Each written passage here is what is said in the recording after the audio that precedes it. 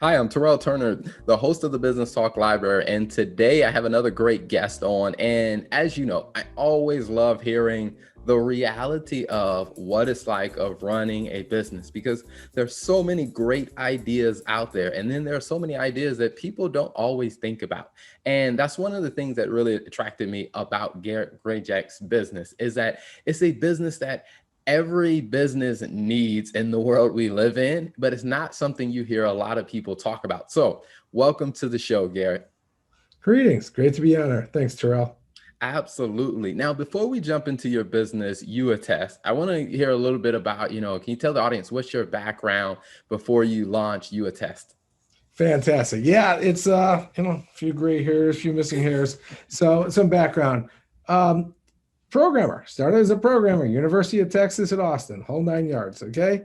And then did programming jobs for 8, 10 years. And it will come up again because that's where I know, software, know how to write it, know how to understand it, know the value of it, know how to change it.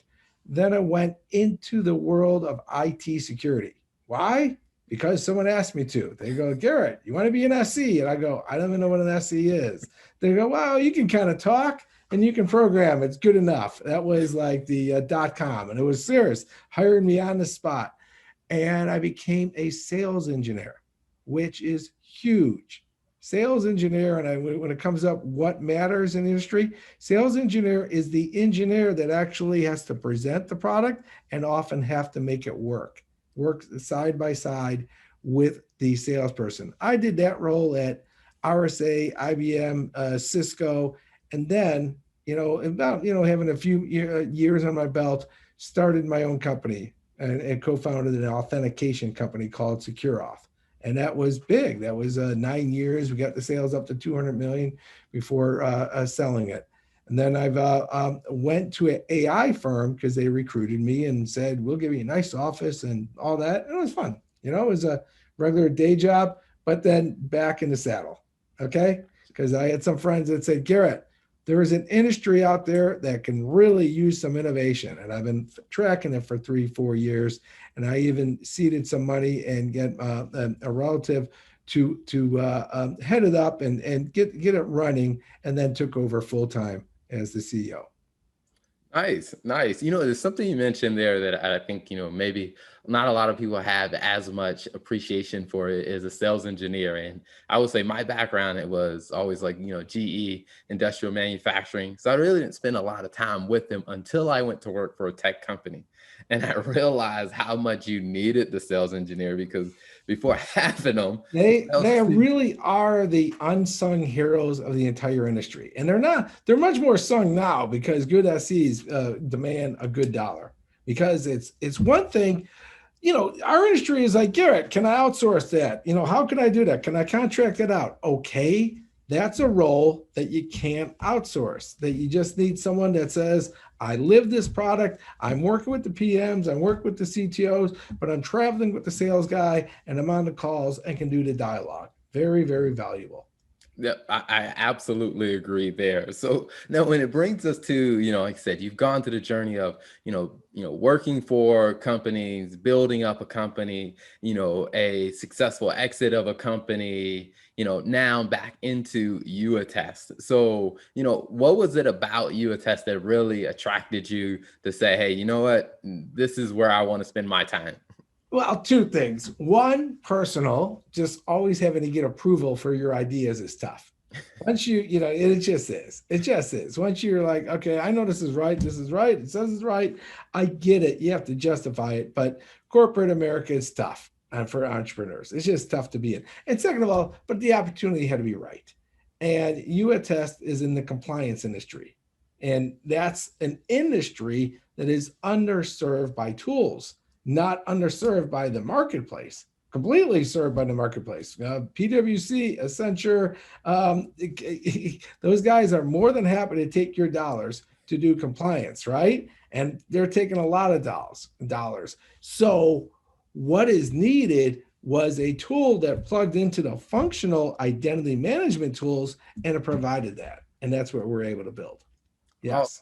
awesome. Now that's like you said, it's an area of business that, just about every business has had a story or a scare or a situation where, that security in that part of their business has been in jeopardy. So I mean, it's something that people know exists, but it's very interesting that, like you said, you don't really hear a lot of people talking about building a business in that space. I mean, I guess, Right, is right. it just I guess, why do you think, you don't hear Well, that I'll many tell you exactly why it entrepreneurs? is. Because the people who do the audit parts, who audit these companies, are not technologically focused. They are process focused.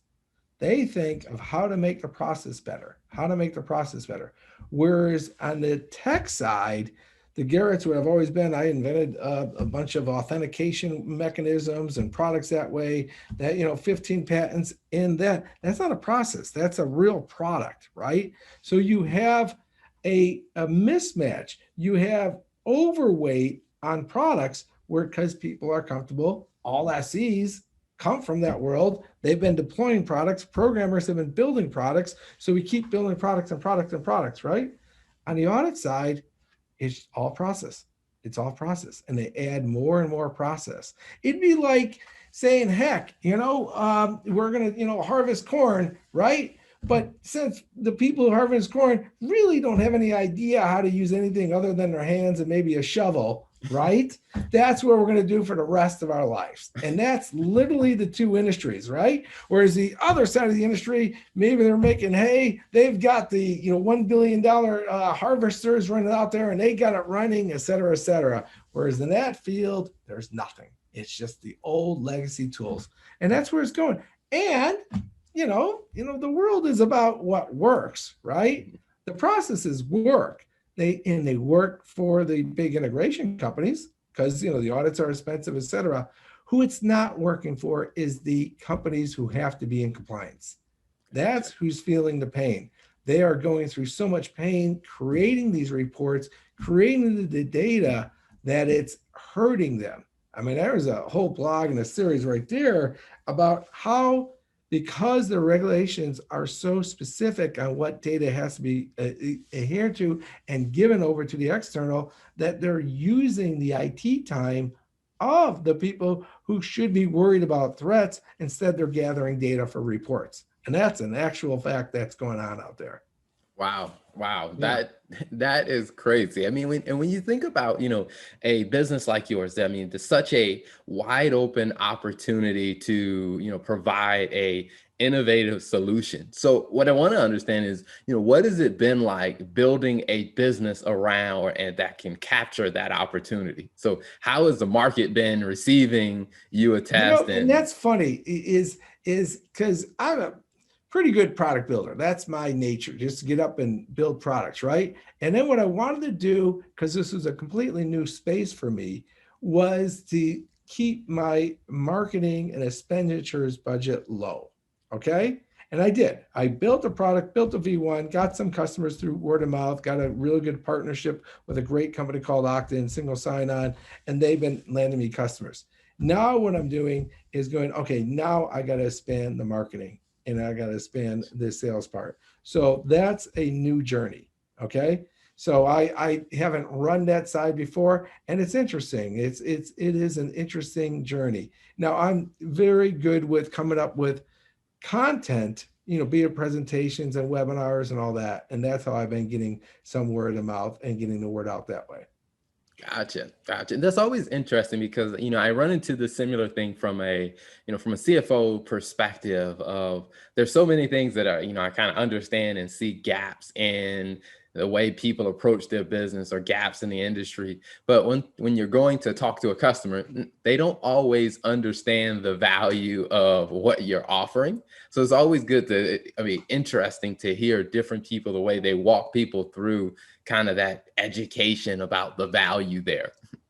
I just literally did a whole TCO spreadsheet that says, well, dear customer, you're doing this today. I'm not making up what you're having to do. You're having to identify the applications, identify the users, identify the service accounts, identify the groups, identify your admins. And then you're going to have delegate out those responsibilities of access audit to those users. Let's just see what the standard time is. And I got a little calculator and say, this is how much time you're actually spending on it. Okay. And what's interesting is that the IT people I'm showing it to goes, yeah, but I knew that. I knew that was. But what they say is, thank you, because, and this was where it funds Terrell, they can now quantify this and say, Terrell, I'm doing this, how much time I'm eating from my IT guys that you've asked for that app for 2 weeks. Well, we haven't deployed that app because I'm spending this much time on HIPAA high test compliance or on SOX or SOC 2 type 2 or PCI DSS compliance doing this type of work. Yes. So it's interesting. The IT people aren't interested in the TCO numbers, but they're interested when they got to talk to Terrell. See, Gotcha. how do I quantify what I'm doing and tell Terrell I need this? And Terrell goes, well, what's the TCO on this, right? What's the ROI for the company going to be? And he's like, I don't know. I'm using this guy a lot for collecting data, and I can use him a lot less here. So that's what I had to do, is build a tool to help him. Gotcha. Nice. Now, when someone's using, YouAttest and they're working with your company solutions, what are some of the other kind of the feedbacks you hear from, customers who use it successfully? That's the wonderful world of software, right? Because it is. I just wrote a blog on this on Medium, right, where I said, investors out there, because I got invested. I might take more. I might get bought. We'll see how it goes. But I keep talking. But I looked at, what was that? Quibi, QUIBI. Did you hear about them? Mm-hmm. Took 1.75 billion. Did a V1 release. Wow. Couldn't really sell it or make money, and closed. Wow. In 6 months. And I'm like, do you know what that is? Then I said, that was my blog on Medium. I said, that's what happens when you hire showmen to front the company instead of a product builder. Wow. And I'm not saying there's nothing wrong with showmen. Okay, showmen give people finance. So, but I said, in the group, dear investors, that you're investing in, make sure each one of those guys isn't a showman, because things will go wrong, right? Yeah. The market will change. Random things like a pandemic may occur, right? Things will go wrong. If you don't have someone who has that brain, as a wonderful way to start the conversation, Terrell, that has an SE brain, this is what's going on. This is what the product is. I think we should change it this way. We should curve and left and right. And that's really what management is. And that's really what is needed when you start a company, is understand that you have an idea, you have a mission, you have a goal, but there are going to be inputs where you're going to have to reevaluate. Gotcha. No, I think that is excellent. And then you've mentioned, said the many patents that you have, you mentioned the articles that you've written, and, the company that you're leading. So where can people find you online, and where can they find your articles to follow what you're saying? When how you struggle with my name, and that's nothing wrong with it. Everyone does, right? I remember 20 years ago when LinkedIn came out, right? And I was my sales guy was some like Bob Smith or something. And he goes, and I go, well, at least your name's easy to type. He goes, Garret, you got a great internet name. There's only one Garret Grajek. I'm like, yeah, I never really thought about that way. Kind of hard to tell a girl your name in a bar, but yeah, that makes sense, right? And that's what I say, Garret Grajek on LinkedIn. Okay, just hit me there. I do read my stuff, and even I got 20,000 followers. But what is relevant is build your name, build your product, right? Build your name, build your functionality, become an SME. That's what I'm trying to say. Become an SME in something before jumping over. That's the biggest advice I would give. Okay. Awesome. Well, Garret, thank you so much for your time, for coming on the show. Really appreciate you telling your story and the wisdom that you shared about, just having the right product or operational person that's not just the showman on your team, and then also becoming an SME on your product and what your industry and what your focus is. So Garret, thank you so much for coming on the show. Thank you for tuning in to the Business Talk Library. If you like our content, be sure to follow us on social media, and If you want to see more of our exclusive content, you can subscribe and become a member on patreon.com/Business Talk Library. Hey, the Business Talk Library is the place where business makes sense.